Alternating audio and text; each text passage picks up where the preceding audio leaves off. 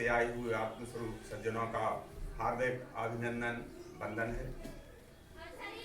सर्वप्रथम यादव जी से निवेदन है कि सदगुरु भगवान मायनंद चैतन्य जी की पूजन के लिए उपस्थित होने का कष्ट करें। परम आदरणीय अध्यक्ष महोदय तिवारी जी अपने स्वस्ति वाचन से ही संपन्न कराने का कष्ट करें। परम आदरणीय तिवारी जी।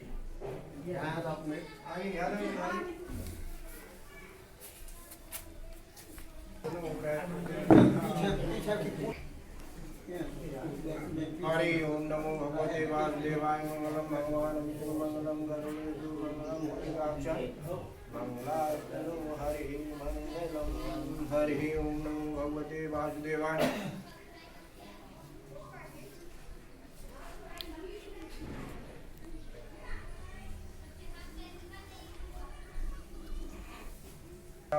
सर्वस्थायां गतवपि आय सुवित पुलिकाक्षं साभ्यां तादि पुलिकाक्षी पुनातु। हरि ओम चंद्रम हस्तम पवित्रम पापनाशनम आत्म हतम नित्य लक्ष्मी तिष्ठति सर्वदा।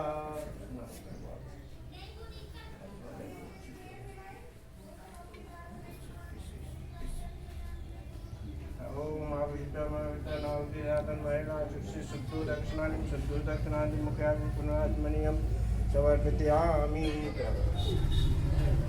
चंद्रम प्रवेदयामि हविर्वान् हन्दाचूर्णाञ्चं समर्पयामि। अक्षता धवला शुद्धा किंकुमेन सुगोभितामया निवेदिता भक्तान् नक्षत्रान् समर्पयामि।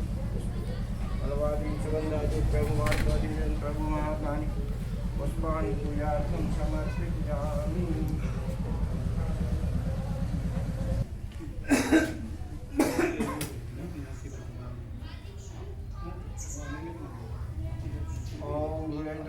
युष्मानं तद्दरमें दुर्मादिवाना चिमंतं सृष्टमत् प्रतिमनितं सुगंधे प्रभुमाज्ञापयामि।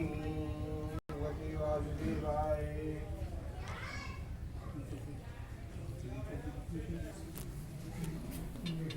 हरि ओम नमो भगवते वासुदेवाय।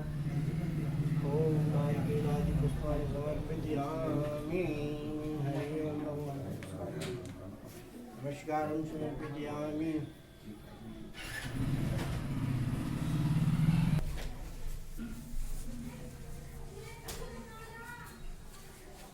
भगवान के पूजन पश्चात परम आदरणीय अध्यक्ष महोदय गीता रामायण सत्संग समिति गोटेगांव अध्यक्ष महोदय श्री तिवारी जी से निवेदन है कि सदगुरु आसन विराजमान होने का कष्ट करें। परम आदरणीय तिवारी।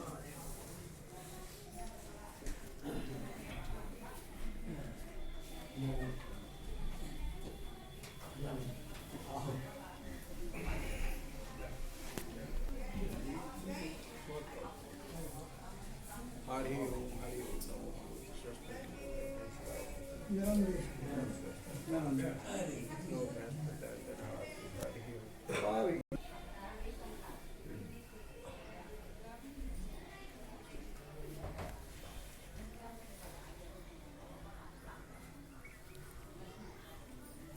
परमादेवी नेमा जी से निवेदन है कि नवमुद्द अवतार भगवान मायनंद चैतन्य जी की का अल्प परिचय देने का कष्ट करें। परमादेवी नेमा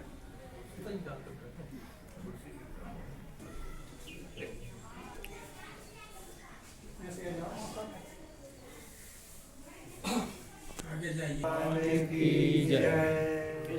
परमात्मा की जय। अरे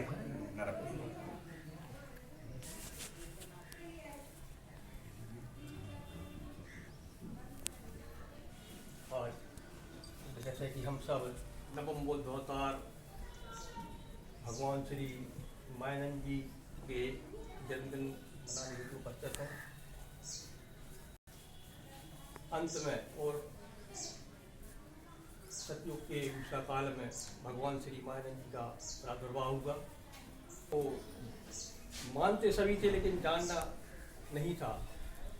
तो आज से 155 वर्ष पूर्व भगवान श्री मायनंद जी का जन्म इसी अघनवती पंचमी को ग्वालियर में हुआ और बचपन में उनका नाम रामचंद्र जी था। रामचंद्र भाव कहते थे बड़े प्रेम से। और जब उन्होंने इस गीता का जो था दिव्य दृष्टि ये क्या है, इस पर जब उनका ध्यान गया और उनकी गुत्थी नहीं सुलझी, तब वो गंगा के तीर अश्वमेध घाट पर गए अपने पिताजी के साथ। और वहाँ पर उन्हें विशुद्धानंद जी जो सदगुरु, तो काफ़ी वर्षों से इंतजार में थे कि कोई ऐसा युक्त पुरुष आए जिसे यह दिव्य दृष्टि दिव्य चक्षु का ज्ञान प्रदान किया जाए। वही जिज्ञासा लेके भगवान मायानंद जी पहुँचे कि वह दिव्य दृष्टि का योग क्या है, दिव्य चक्षु क्या है, मैं जानना चाहता हूँ।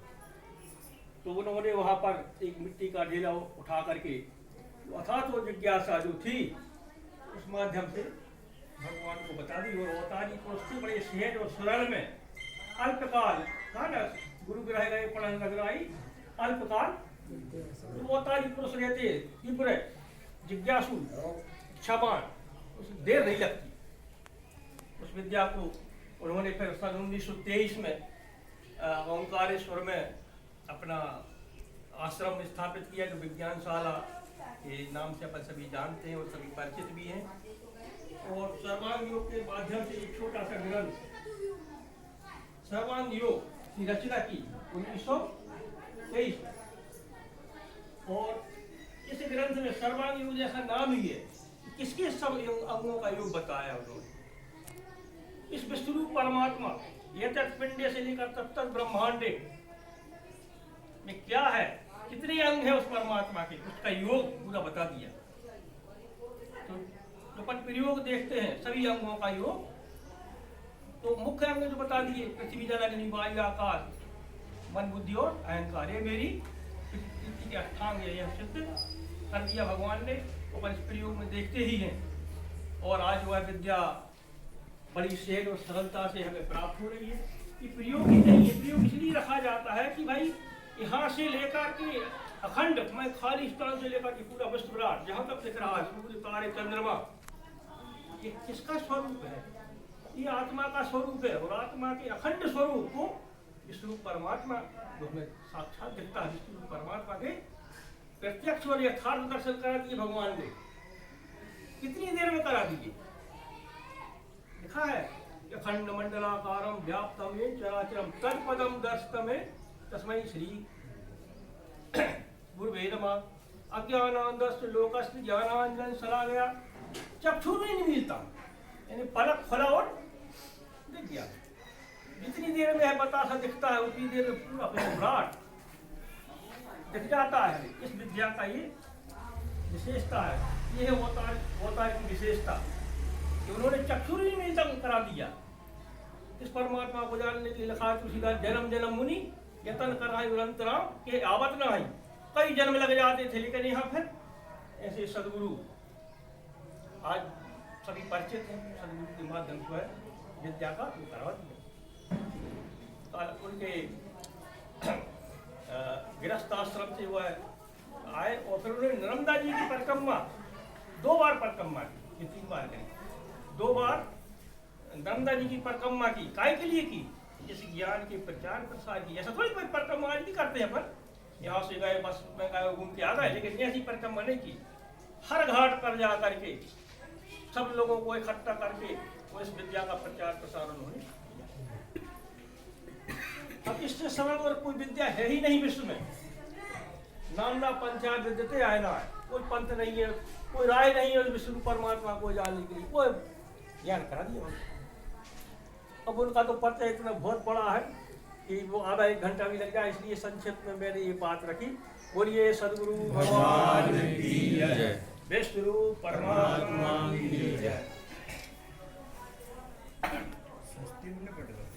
हेमा जी धन्यवाद, भगवान का परिचय दिया। अब इसी कड़ी में हमारे बीच परम आदरणीय गुलाब सिंह जी राठौर शिक्षक हैं उमरा में, और केंद्रीय अध्यात्म विज्ञानशाला से मतलब प्रशिक्षण सत्र प्राप्त हैं, आचार्य की उपाधि है। तो उनसे अनुरोध है कि यहाँ उपस्थित होकर विश्वरूप दर्शन जो नवोदय अवतार भगवान मायानंद चैतन्य जी ने सबको संदेश दिया है उसको संक्षेप में प्रकट करने का कष्ट करें। श्री राठौर जी।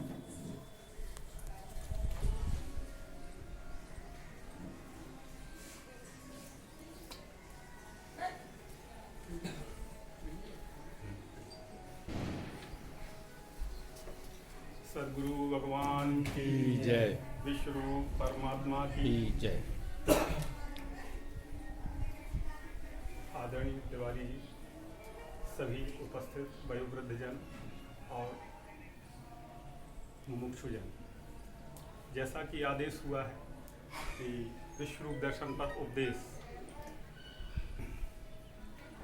अपन वर्षों से इस सत्संग में बैठते आ रहे हैं और इसका मुख्य लक्ष्य विश्वरूप दर्शन ही है।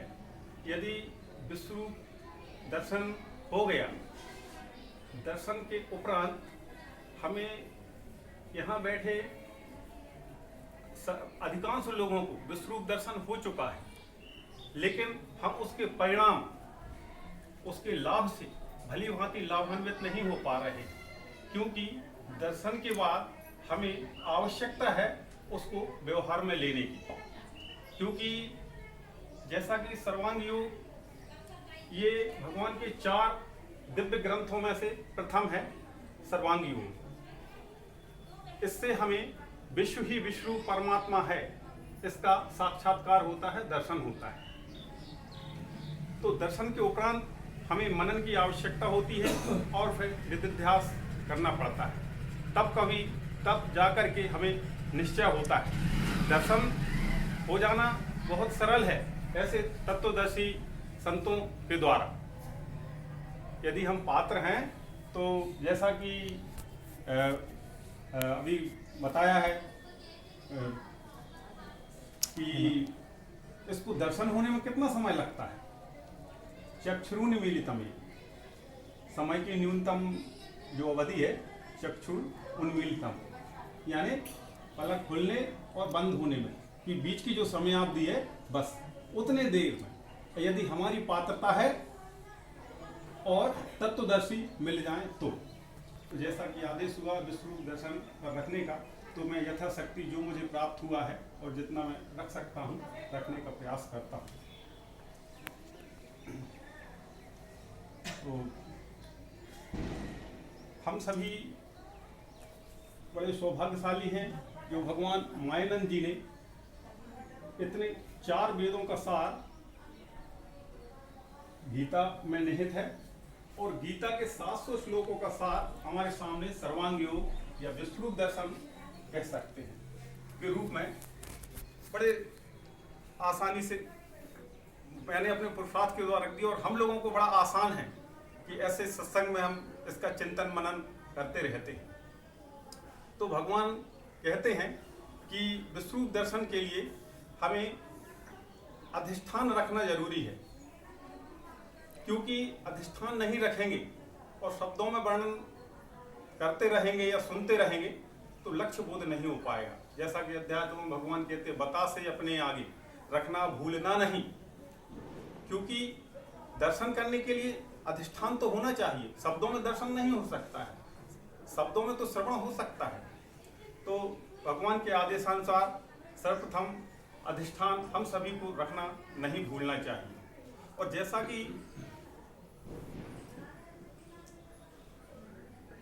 गोस्वामी तुलसीदास जी कहते हैं, हम सभी के पास दर्शन के लिए जिन साधनों की आवश्यकता होती है वे संपूर्ण साधन मनुष्य मात्र के पास विद्यमान है।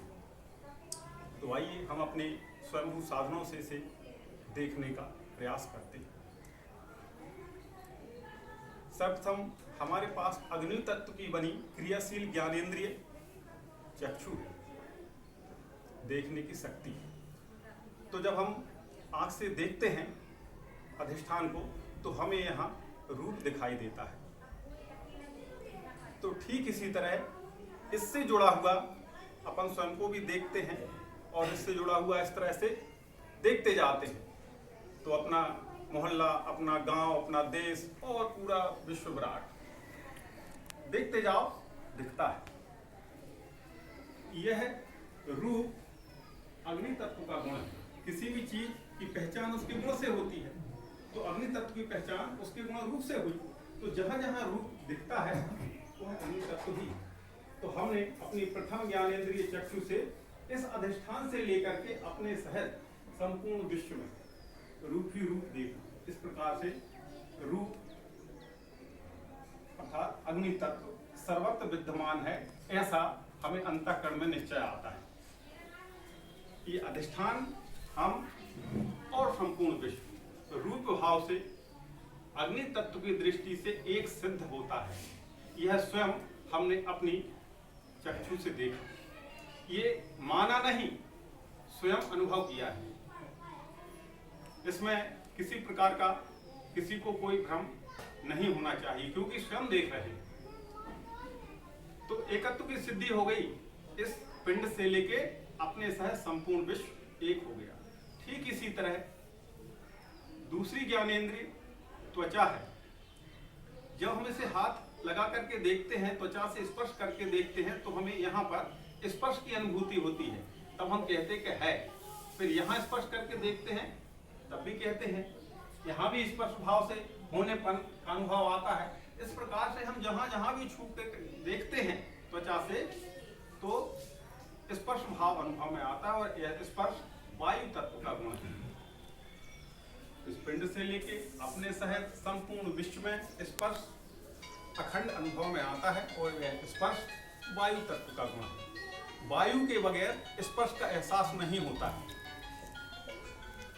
ठीक इसी प्रकार जैसा कि संक्षेप में करने का आदेश हुआ है, तो ठीक इसी तरह तीन ज्ञानेंद्रियों से भी इसी प्रकार से एकत्व का अनुभव आता है। तो पांच ज्ञानेंद्रियों से एक पिंड में हम पांच प्रकार के अनुभव करते हैं, क्योंकि हमारे पास पांच ज्ञानेंद्रियां हैं, तो पंचविध अनुभव में आता है।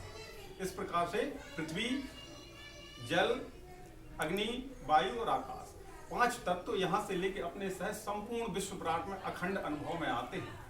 भगवान मायन जी कहते हैं कि ये चूंकि स्थूल थे, तो स्थूल ज्ञानेंद्रियों से हमने देख लिया, परंतु इसके पश्चात इनमें तीन सूक्ष्म गुण हैं, जिनको पंच ज्ञानेंद्रियों से नहीं देखा जा सकता, क्योंकि वो सूक्ष्म है। तो सूक्ष्म को सूक्ष्म से देखा जाएगा। तो भगवान कहते हैं गुण हैं इनके आगे वे तीनों सूक्ष्म रूप हैं। पांचों ज्ञानेंद्रियों से वे कभी दिख नहीं सकते, उनको जाना जा सकता है। तो जानने के लिए हमारे पास मन है, मन से जाना जा सकता है। तो इसको हम जानने की कोशिश करते हैं। ये जो है अधिष्ठान, इसको घी के साथ मिला करके जब खाया जाता है, तो खाने में भी सौम्यता, स्निग्धता, बड़ी शांति अनुभव होती है, और परिणाम शरीर के लिए पुष्टि पुष्टिकारक होता है। तो इस प्रकार से उपयोग से लेके परिणाम तक जो अच्छा ही अच्छा अनुभव में आता है, इसको तत्वदर्शियों ने सत्व गुण नाम दिया है। ठीक इसी प्रकार इसको शरबत बना करके पानी के साथ घोल करके पिया जाए, तो पीने में अच्छा लगता है, और परिणाम स्वरूप सर्दी जुकाम के रूप में विकार यदि उत्पन्न हो जाता है, तो हमें दोनों चीज दिख गई। उपयोग में तो अच्छा, लेकिन परिणाम में अच्छा अनुभव नहीं आया। इस प्रकार अच्छा लगना और अच्छा ना लगना, दोनों मिश्रित भाव जो मन ने अनुभव किए, मन के द्वारा इसने अनुभव किए, ये मिश्रित अनुभव को तत्वदर्शियों ने रजोगुण नाम दिया है। और तीसरा, जब हम इसको निरा यानी सूखा खाते हैं, तो खाने में कड़काहट होती है। जो स्निग्धता घी के साथ थी, जल में वो चिकनापन नहीं रहा, और अब निरा खाने पे तो कड़काहट होती है। और कई बार ऐसा होता है, उसी का एक रूप ये है, जैसे अब इसको खाया जाए तो वो दांत ही टूट जाए, हिलने वाला दांत। तो इस प्रकार से कड़काहट अनुभव में आती है, दांत मसूड़े छिल जाते हैं। तो इस प्रकार जो उपयोग में प्रथमता अनुभव में आया कष्टप्रद अवस्था, यानी अच्छा ना लगना। और शर्करा की प्रकृति होती है शक्कर की, कि पेट में जाकर के जलन दाह उत्पन्न करता है। तो इस प्रकार परिणाम अच्छा नहीं हुआ, उपयोग में भी अच्छा नहीं हुआ, परिणाम में भी अच्छा नहीं। इस प्रकार से उपयोग से परिणाम तक अच्छा जो अनुभव में नहीं आता है, इसी को तमोगुण कहते हैं। तत्वदर्शियों ने इसको तमोगुण नाम दिया है। इसका मानवीकरण करके सत्वगुण को विष्णु जी, रजोगुण को ब्रह्मा, और तमोगुण को शिव ही प्रतीकात्मक रूप में कहा गया है शास्त्रों में, ग्रंथों में। इस प्रकार से हमने, इस जीवात्मा ने मन के द्वारा इस अधिष्ठान से लेके जहां जहां भी हम देखना चाहें, ये 3 गुण ही अनुभव में आते हैं। समयाभाव के कारण दूसरा दृष्टांत न लेते हुए गीता का उदाहरण है, प्रकृति से होने वाले गुणों से 3 मुक्त है ऐसी वस्तु धरती में, सुरों में, स्वर्ग में नहीं। अर्थात ऐसी दुनिया में, विश्व ब्रह्मांड में कहीं कोई वस्तु नहीं है जिसमें 3 गुण ना हो। अर्थात 3 गुण भी सर्वत्र विद्यमान है। तो 3 गुण की दृष्टि से भी इस अधिष्ठान से लेकर अपने से संपूर्ण विश्व भी एक रूप सिद्ध होता है। एक में 5 तत्व की दृष्टि से वो 3 गुण, 8 का अनुभव में आया। लेकिन 8वां का लय स्थान जो यहाँ लय होता है उसे सांख्य शास्त्र में साम्यावस्था कहते हैं, क्योंकि इसमें 8वां समसाम्य स्थिति में है। तो सांख्य शास्त्र में कपिल मुनि ने इसी को साम्यावस्था कहा। और इसी इसका दूसरा नाम है आकार सहित होने के कारण इसको क्षर भी कहते हैं, तो साकार कहते हैं। और ये 8वां परिवर्तनशील होने के कारण इसे क्षर भी कहा गया है। और संपूर्ण विश्व की उत्पत्ति इसी क्षर में ही होती है। अर्थात संपूर्ण जगत की ये क्षर अम्बा यानी माँ है, इसलिए इसका नाम जगदम्बा भी है। इसकी 8 भुजाएं अष्टधा प्रकृति इसलिए कहा गया क्योंकि इसकी 8 भुजाएं पृथ्वी जल अग्नि वायु आकाश सतरजतम अष्टधा प्रकृति है। तो यहाँ तक हमने 5 ज्ञानेंद्रियों मन से इसके बहिर्भाव, बहिरअंग क्षर को समझा। इसी क्षर में कुछ ऐसा है जो कभी नहीं बदलता है। इसके कितने भी परिवर्तन कर दिए जाएं, जैसे अभी इस आकार में है, सफेद है, गोल है, लेकिन इसको तोड़ करके चूरा बना दिया जाए तो इसका आकार बदल गया। इसको जला दिया जाए तो इसका रंग भी बदल जाएगा, यानी आकार प्रकार भी बदल जाएगा। जो स्वाद आता था मीठा वो कड़वाहट में बदल जाएगा। इस प्रकार से 5 यानी शब्द, स्पर्श, रूप, रंग 5 बदल जाते हैं। और गुणों में भी परिवर्तन आ जाता है। कभी ये प्रिय लगता था तो फिर हो सकता है अप्रिय लगने लगी। यानी कुल मिला के 8 परिवर्तनशील है। 5 तत्व 3 गुण। तो परिवर्तन होते हुए भी जैसे अब इसको तोड़ दिया तो क्या अब नहीं है? तब भी है। और इसको जला दिया जाए क्या तब इसका अभाव हो जाएगा? तब भी अभाव नहीं होगा। तो इस अष्टधा प्रकृति के परिवर्तन होते हुए भी इसमें एक ना बदलने वाला भाव है जो कभी उसका अभाव नहीं होता है। भगवान कृष्ण कहते हैं ना सतो विद्यते भावो न अभावो विद्यते सतः। सत का कभी अभाव नहीं होता है और असत कभी दिखता नहीं है। तो इसमें जो हमेशा रहने वाला भाव है इसका कभी अभाव नहीं होता है, कभी बदलता नहीं है। इसमें परिवर्तन नहीं होने के कारण ही इसे अक्षर कहा है। तो इस अक्षर मिठास भी उसका नाम है, परंतु जिस मिठास की बात की जा रही है वो जीव से लगने वाली मिठास की बात नहीं हो रही है। क्योंकि जीव से लगने वाली मिठास तो क्षर है, क्योंकि जलाने पर इसकी मिठास कड़वाहट में बदल जाती है। वो जीव से लगने वाली मिठास नहीं। कहा वस्तु के स्वाद में भी उभरी है प्रिय रूप से, कड़वाहट में भी प्रियता दिखती है। नीम में कड़वाहट होती है, उसमें भी हमें जब आवश्यकता होती है तो उस कड़वाहट में भी प्रियता दिखती है। उस प्रियता की बात की जा रही है, जीभ से लगने वाली मिठास की प्रियता। तो इसमें जो मिठास भरी हुई है वही अक्षर आत्मा है, तो कभी नहीं बदलती। कितने भी परिवर्तन हो जाएं उसका कभी अभाव नहीं होता है। फिर मिठास जो है, प्रियता, सब उसी के स्वरूप दिख रहे हैं। किंचित मात्र में ऐसी जगह नहीं है जहां प्रियता ना हो। तो 5 तत्व तो 3 गुण के बाद हमने उस अक्षर आत्मा, उस प्रियता को भी सर्वत्र देखा। वो सर्वव्यापी है। नैनम छिंदंती शस्त्राणि नैनम दहति पावकः न चैनम क्लेदियम त्रापो न श्रुति मारता। ये अछेद है, अदाही है, भीगता सूखता नहीं, नित्य है, सर्व में स्थायी, सब में है, यहां से लेकर अपने सह सब में। इस दृष्टि से भी अधिष्ठान से लेकर अपने सह संपूर्ण विश्व एक रूप सिद्ध होता है। क्षय दृष्टि से भी, अक्षय दृष्टि से भी। अब वह आत्मा सर्वव्यापी है। अब उस सर्वव्यापी मिठास आत्मा को देखने की इच्छा हुई तो उस मिठास का उत्क्रांत रूप ये सब पिंड दिख रहे हैं। जब इसमें देखने की इच्छा हुई तो होते ही वृत्ति नेत्रों से देखना, उस मिठास को देखना चाहती है ये मिठास। जब देखने की इच्छा हुई तो होते ही वृत्ति नेत्रों से देखना, निज रूप तो दिखेगा विश्व सारा। वह अक्षरात्मा जिसे देखना चाहती थी ये मिठास, इसी स्वरूप में देखेगी, दिखेगा विश्व सारा। यही उसका स्वरूप है कि इसी स्वरूप में दिख सकती है।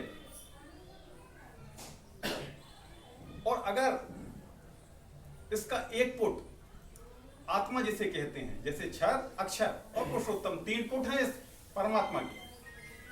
एक पुट आत्मा ही देखना चाहे तो बुद्धि के बल से होवे अस्तित्व सिद्ध वस्तु, आत्म वस्तु। बुद्धि के बल से होवे अस्तित्व सिद्ध आत्म वस्तु का। होते ही वृत्ति नेत्रों से देखना नहीं तो दिखेगा विश्व सारे, उसका स्वरूप है। बुद्धि के बल से होवे अस्तित्व सिद्ध वस्तु का। आंखों से देखना चाहे तो इसे विश्वरूप के रूप में ही दिखाई देगा। तो सब स्पर्श, रूप, रस, गंध, सत, रज, तम, जो 8वां का लय स्थान है ना, जिसे साम्य अवस्था कहा है सांख्य शास्त्र में, उसी में यह अक्षर आत्मा स्थायी रहती, अभिन्न गर्भ रूप से। अभिन्न गर्भ रूप से क्यों कहा है? क्योंकि गर्भ रूप से कहने पर गर्भ मां के उदर से बाहर आ जाता है, बच्चा जन्म ले लेता है तो गर्भ पृथक हो गया। लेकिन ये अभिन्न गर्भ है जो कभी पृथक नहीं हो सकती। बाहर से देख करके अनुभव में आता है कि है इसमें, परंतु वो कभी पृथक नहीं हो सकती, अभिन्न गर्भ रूप से। ज्ञानियों को भासती है। भा शब्द प्रकाश, जो भा धातु है वो प्रकाश बना है उससे, भा यानी प्रभा, प्रकाश। तो ज्ञानियों को भासती है अर्थात प्रकाशित होती है, दृष्टा भाव से हुए, साक्षात भाव से हुए। इसी को ज्ञान दृष्टि से आत्मा और संपूर्ण विश्व का उसी का ऐश्वर्य दिखाई देने के कारण उसे ईश्वर संज्ञा भी दी गई। और फिर भगवान ने लक्षण बताया, नित्य शुद्ध स्थायी साक्षी भाव से। सर्वशक्ति इसी में है, क्योंकि सबका आधार यही है। यह अक्षर आत्मा सगुण साकार का आधार है। क्योंकि सगुण को समझना है तो निर्गुण के बगैर, निराकार के बगैर, आत्मा के बगैर नहीं रह सकती। ये सबका आधार है, सर्वशक्ति इसी में है, ज्ञानियों का ध्येय है ही। और श्रुतियों में इसी अक्षर आत्मा के अविनाशित्व को ध्यान में रखने के लिए कर्मकांड जितना भी है उसके जो मंत्र प्रयोग किए गए, ज्यादातर उनमें ओम संज्ञात कहें श्रुतियों में इसी ओम को, इसी अक्षर आत्मा को ओम संज्ञा से संबोधित किया गया है। ओम, जितने भी अपन मंत्र देखते हैं ओम से शुरू करते हैं, ओम भूर्भुवस्सुवः, इस तरह। तो ये अक्षर आत्मा का द्योतक है। यही कर्मारंभ जिताने को संज्ञात ओम। इस प्रकार 5 ज्ञानेंद्रियों मन से हमें इसके बहिर्भाव, बहिरंग क्षर का अनुभव में आया, और बुद्धि से अक्षर आत्मा का अनुभव आया। इस प्रकार से 2 भाव खड़े हो गए। द्वैत में झगड़ा होता है। कोई कहता है सगुण साकार, जो दिखता है वही तो सही है। कोई कहता है जो निराकार है ये सच्चा है। तो भगवान कहते हैं सगुण, निर्गुण और सगुण, इन दोनों का झगड़ा छोड़ो।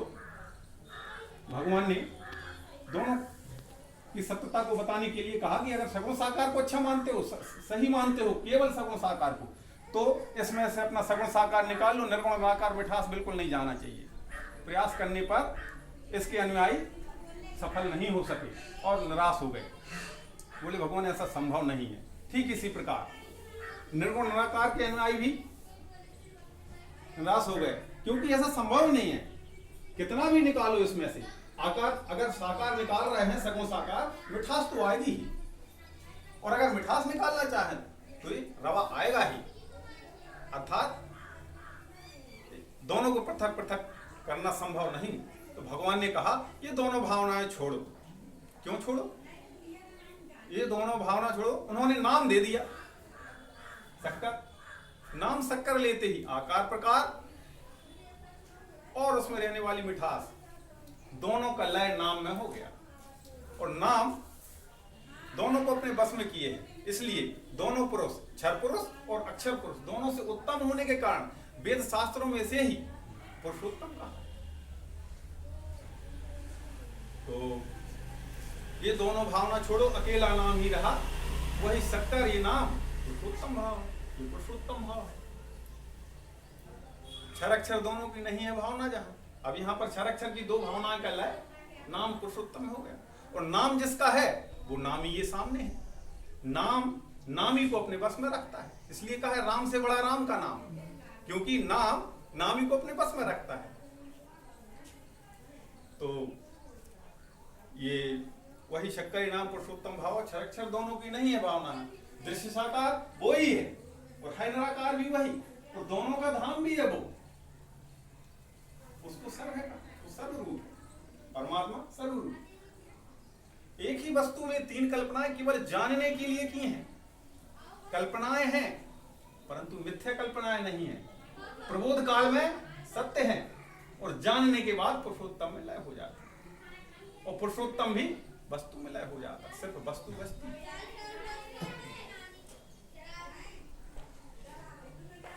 वही शक्कर नाम पुरुषोत्तम भाव, क्षर अक्षर दोनों की नहीं है भावना, दृश्य साकार वो ही है निराकार भी वही, दोनों का धाम भी है, उसको सर्वे कहा। एक ही वस्तु में जानो कल्पित भाव तीन, निज रूप लखाने को वेदों में कल्पना की, निज रूप जानने के लिए, क्योंकि एकत्व की सिद्धि बगैर त्रिपुटी के हो नहीं सकती है। एक को जानने के लिए, इसको जानने की इच्छा हुई, देखने की इच्छा हुई, तो जैसे देखने की हुई तो दृष्टा बन गया और सामने दृश्य आ गया, द्वैत भाव खड़ा हो गया।